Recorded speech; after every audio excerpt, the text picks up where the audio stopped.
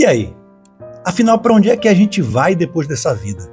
Para o céu ou para o inferno? Ou será que tem uma terceira possibilidade? Shalom, meus amados, eu sou o pastor Maurício Bucão Souza e quero meditar com vocês sobre uma parábola, ou é uma história real, que está em Lucas, no capítulo 16, que é aquela que tem um rico e tem um pobre. Um está no céu, outro está no inferno. Vamos ler juntos?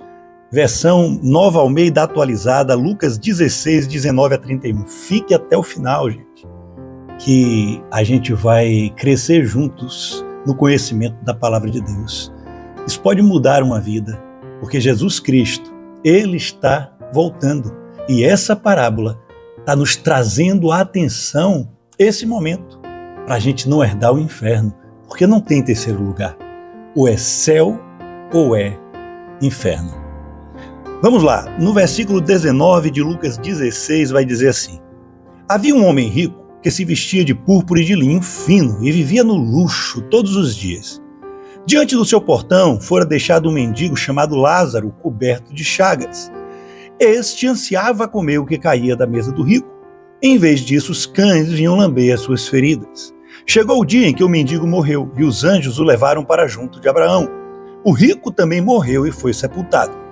No Hades, ou inferno, ou Sheol, onde estava sendo atormentado, ele olhou para cima e viu Abraão de longe, com Lázaro ao seu lado. Então chamou: Pai Abraão, tem misericórdia de mim e manda que Lázaro molhe a ponta do dedo na água e refresque a minha língua, porque estou sofrendo muito nesse fogo. Mas Abraão respondeu: Filho, lembre-se de que durante a sua vida você recebeu coisas boas, enquanto que Lázaro recebeu coisas más. Agora, porém, ele está sendo consolado aqui e você está em sofrimento. E além disso, entre vocês e nós há um grande abismo, de forma que os que desejam passar do nosso lado para o seu ou do seu para o nosso, não conseguem. Ele respondeu: Então eu lhe suplico, pai, manda Lázaro e a casa de meu pai, pois tenho 5 irmãos, deixe que ele os avise, a fim de que eles não venham também para este lugar de tormento.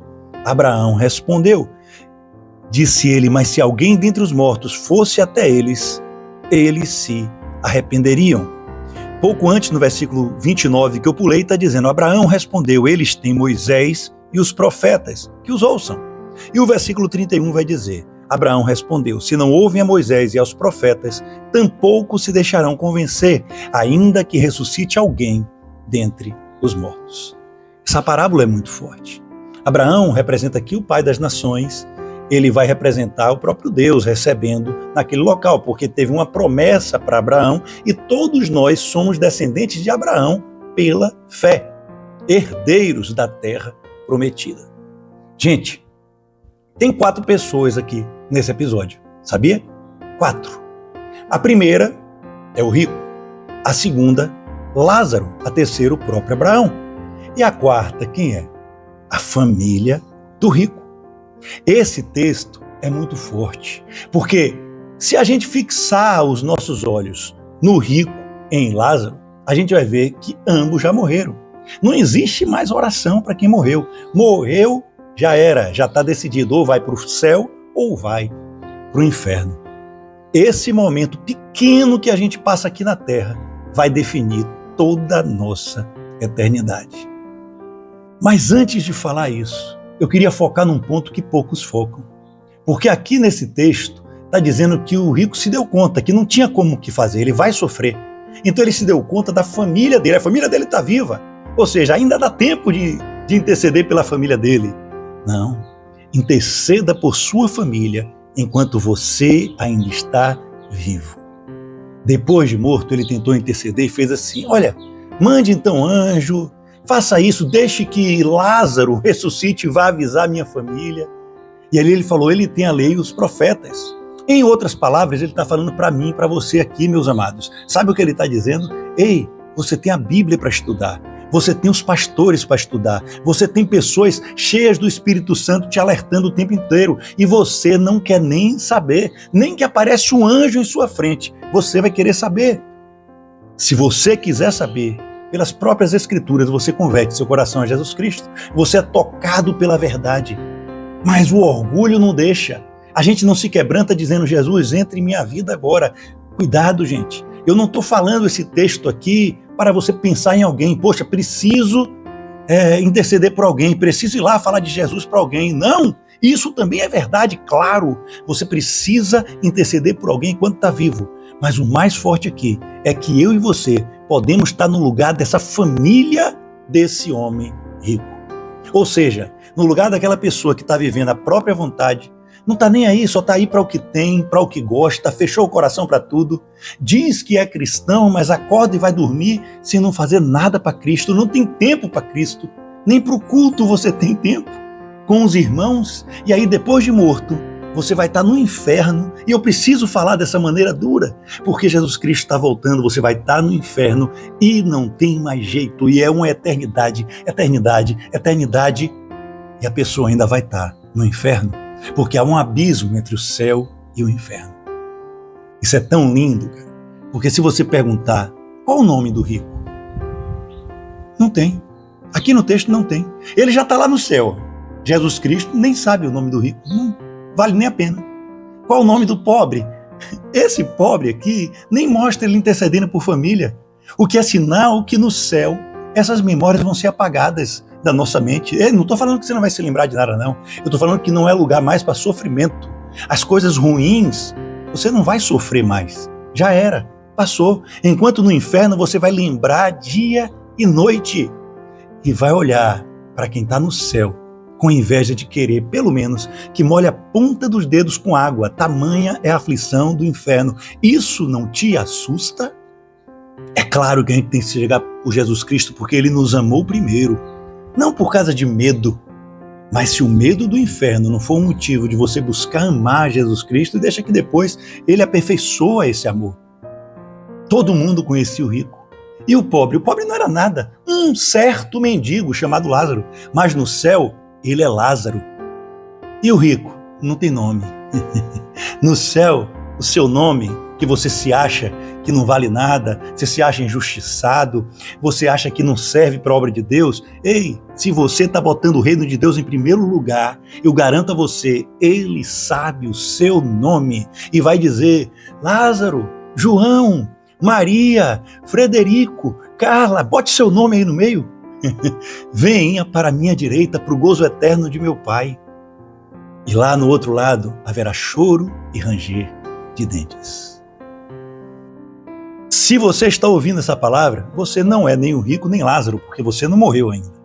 Então você pode ser a família do rico, ou você pode ser uma família diferenciada. Você pode ser uma pessoa que colocou Jesus em primeiro lugar. E aí, gente, é hora de você interceder, de você ajudar, de você levar o evangelho para todos aqueles, primeiramente de sua família, que ainda não conheceram Jesus. O reino de Deus tem que estar em primeiro lugar e Ele cuida de todo o resto. Eu vou ler um outro versículo que está aqui, em João, capítulo 6, versículo 35 a 38, NAA ainda. Então Jesus declarou, eu sou o pão da vida. Aquele que vem a mim nunca terá fome. Aquele que crê em mim nunca terá sede. Receba essa palavra. Mas como eu lhes disse, vocês me viram, mas ainda não creem. Todo que meu Pai me der virá a mim. E quem vier a mim, eu jamais rejeitarei, pois desci do céu não para fazer a minha vontade, mas para fazer a vontade daquele que me enviou. Está na hora de você botar os olhos em Deus. Jesus é o único, Ele é o caminho, Ele é a verdade, Ele é a vida. E nesse texto aprendemos 4 coisas. Quer ver? O primeiro, é preciso irmos até Jesus. Você precisa. Jesus está batendo na porta, mas Ele não invade como Satanás. Ele bate na porta e diz, aquele que abrir, Ele entra, fará morada, ceará com você e você com Ele. Olha, primeiro é preciso irmos a Jesus. Nesse texto está dizendo, aquele que vem a mim nunca terá fome. Fome não é só de comida, não, gente. De qualquer coisa que você precisa, vá até Jesus. Bote Ele em primeiro lugar. Segundo, é preciso crer em Jesus. Aquele que crê em mim nunca terá sede. Ou seja, se você vai até Jesus e crê nele, você não vai ter fome, você não vai ter sede, como aquele rico estava no inferno. Você em vida, Jesus suprirá todas as necessidades. Terceiro, Ele não te lançará fora. Olha que coisa linda. Você que está pensando que é porque caiu, está com vergonha de orar de novo, ei, Jesus não te lançará fora. Arrependa-se hoje, se chegue a Ele, aquele que diz que para você perdoar 70 vezes 7, ou seja, infinitas vezes todos os dias, você acha que Ele não fará melhor do que você?